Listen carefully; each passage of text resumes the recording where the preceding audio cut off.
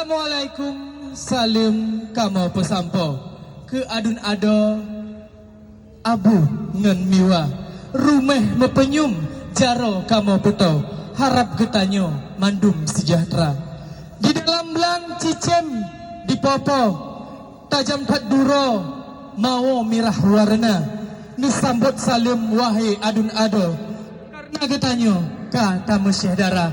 Assalamualaikum warahmatullahi wabarakatuh. Puja dan puji beserta syukur mari sama-sama kita haturkan kepada Allah Subhanahu wa taala, selawat bering salam kepada junjungan Rasulullah sallallahu alaihi wasallam.